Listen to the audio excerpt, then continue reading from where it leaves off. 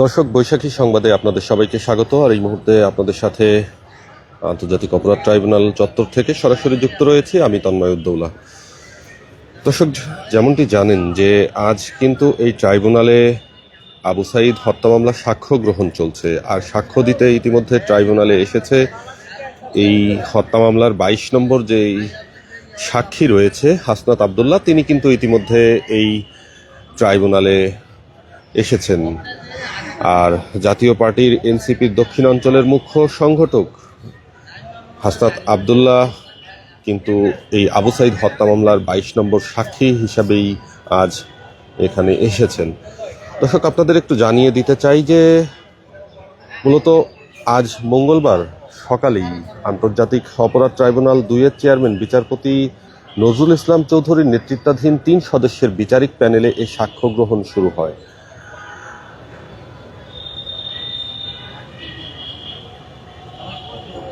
এর আগে 21তম সাক্ষীর জবানবন্দি গ্রহণ করেন ট্রাইব্যুনাল। এদিকে প্রসিকিউশনের তথ্য মতে হাসনাতের জবানবন্দির পর সাক্ষ্য দেবেন তদন্তকারী কর্মকর্তারা। আর হাসনাতের জবানবন্দির পরই সাক্ষ্য দেবেন তদন্তকারী কর্মকর্তা, এবং তদন্তকারী কর্মকর্তার জবানবন্দির পর কিন্তু এই মামলার সাক্ষ্য গ্রহণ অধ্যায় শেষ হবে। এই মামলায় 30 আসামির মধ্যে গ্রেপ্তার আছেন 6 জন। তাদের ইতিমধ্যে হাজির করা হয়েছে ট্রাইব্যুনালে। এদিকে ট্রাইব্যুনাল 1-এ আওয়ামী লীগের শাসনামলে জেইসি সেলে 16 জনকে গুম করে নির্যাতনের মামলায় শেখ হাসিনা সহ 13 জনের পক্ষে শুনানি শুরু হয়েছে। আর ট্রাইব্যুনালে হাজির হয়েছে গ্রেপ্তার 3 সেনা কর্মকর্তা। এর আগে গত 7 ডিসেম্বর অভিযোগ গঠনের শুনানি শেষ করে রাষ্ট্রপক্ষ।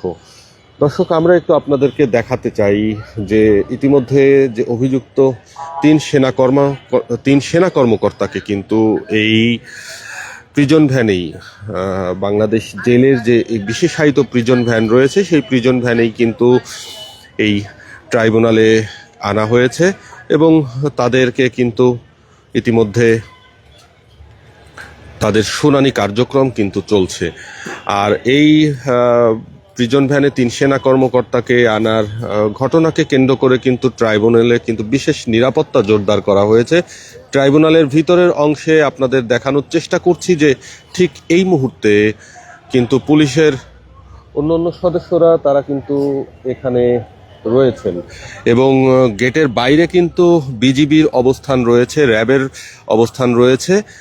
পুলিশ সহ এপিবিএন সদস্যরা এই মুহূর্তে ভিতরে বাড়তি নিরাপত্তা জোরদারের লক্ষ্যেই কিন্তু এখানে আছে। আমরা একটু আপনাদেরকে দেখানোর চেষ্টা করব।